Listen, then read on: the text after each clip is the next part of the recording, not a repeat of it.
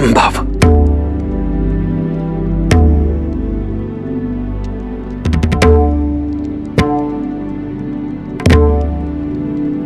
क्या हमारी संतानों के विवाह में कोई समस्या है महाशय?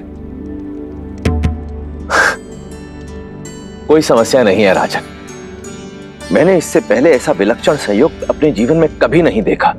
पूरे 36 के 36 गुण मिलते हैं।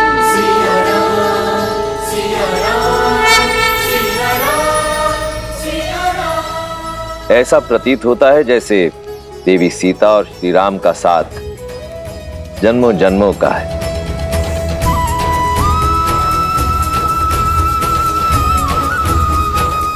और इस विवाह का शुभ मुहूर्त आज से 3 दिन बाद है। धन्यवाद संत श्री। और मेरे शेष पुत्रों के विवाह का मुहूर्त?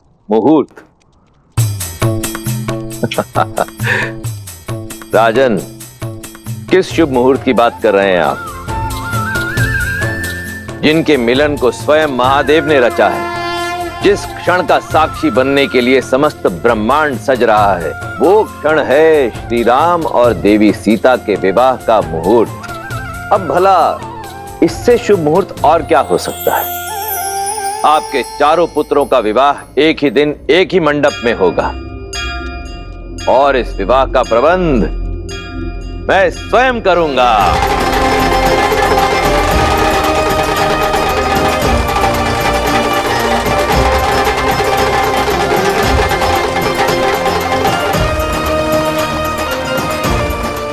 हम चारों भाइयों का विवाह एक ही दिन और एक ही मंडप में। भैया, शिवजी तो बड़े दयालु हैं।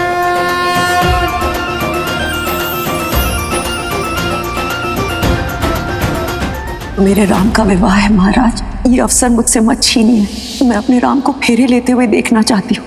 हमारे पुत्र भरत के विवाह में उसकी माता अवश्य उपस्थित होगी।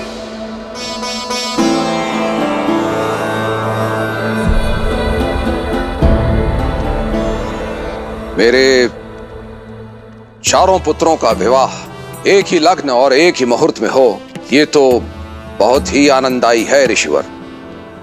किंतु इस कारण मैं एक धर्म संकट में आ गया हूं।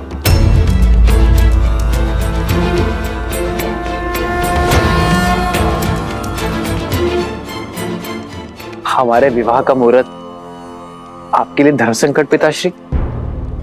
धर्म संकट का कारण विवाह का मुहूर्त नहीं है राम। धर्म संकट का कारण है एक वचन। तुम्हारी माता कैकेयी तुम्हारे विवाह की साक्षी होना चाहती थी, किंतु अयोध्या की रक्षा के कर्तव्य हेतु मैं उन्हें विवाह के लिए नहीं ला पाया। और उनका मन रखने के लिए मैंने उन्हें वचन दिया, भरत के विवाह में भरत की माता अवश्य सम्मिलित होगी। किंतु अब यह कैसे संभव है? जब तक विवाह की सूचना अयोध्या पहुंचेगी, विवाह का मुहूर्त तो हो जाएगा। आपका वचन नहीं टूटेगा पिताश्री।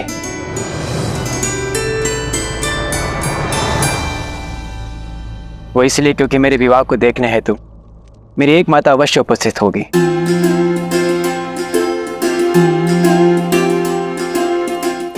जिस क्षण राम भैया ने स्वयंवर जीतकर जनक नंदिनी को अपनी जीवन संगिनी माना, उसी क्षण मुझे भी एक माता और मिल गई।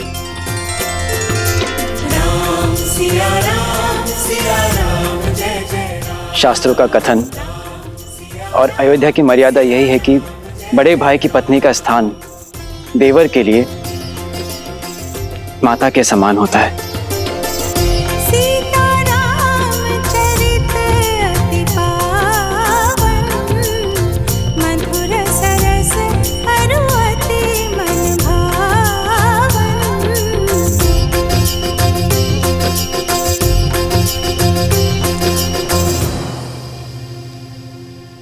और मेरी माता मेरे विवाह में ही नहीं,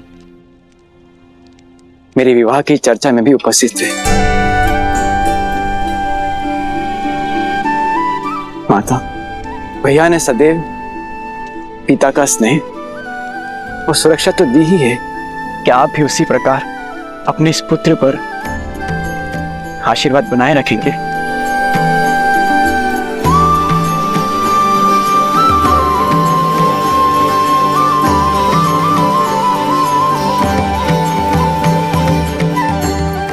धर्म शास्त्रों में लिखे को पढ़ने में नहीं, उसे जीवन में उतारने में है भरत। जितना पवित्र तुम्हारा मन है, उतना ही पवित्र और सुंदर संबंध दिया है तुमने आज मुझे।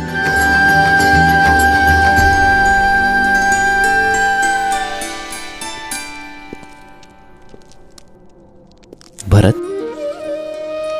उठो भरत।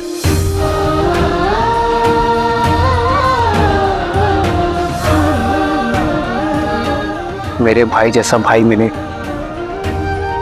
तो धर्म की पूर्ति के लिए संतान की आवश्यकता नहीं।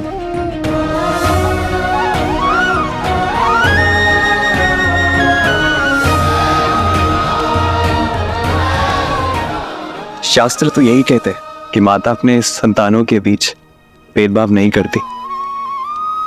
क्या केवल आप भरत भैया को ही आशीर्वाद देंगे भाभी माँ, हमें नहीं?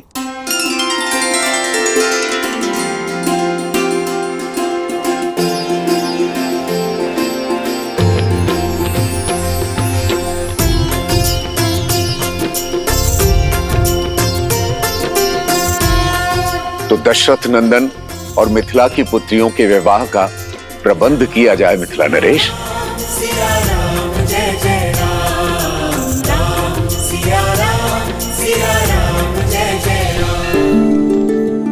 चिरंजीव महाराज दशरथ, ये मेरा अनुज है कुशाध्वज, प्रणाम। और उनकी पत्नी चंद्रभागा, मांडवी और श्रुतकीर्ति के माता पिता। जी, आपसे भेंट करके बहुत प्रसन्नता हुई। आपकी पुत्रियां बहुत गुणवान हैं। क्षमा करना कुशाध्वज, कदाचित मैंने तुम्हारा अधिकार छीन लिया। तुम दोनों उपस्थित नहीं थे और तुम लोग से संपर्क भी नहीं हो पा रहा था। मैंने बिना तुम्हारी अनुमति के तुम्हारी दोनों पुत्रियों का विवाह निश्चित कर दिया। विवाह? विवाह? यह अधिकार तो आप ही का था भैया। हाँ जयश्री, जन्म भले ही मैंने दिया है श्रुतकीर्ति और मांडवी को, परंतु पाला तो आप ही ने है। हम तो सदैव ज्ञान की प्राप्ति के लिए यहाँ वहाँ भ्रमण करते रहे, इसलिए पहला अधिकार तो आप दोनों का ही है। और आपसे अच्छा हमारी पुत्रियों का हित कोई नहीं सोच सकता। उचित समय पर आए हो। नगर में विवाह की शोभा यात्रा आरंभ हो गई है।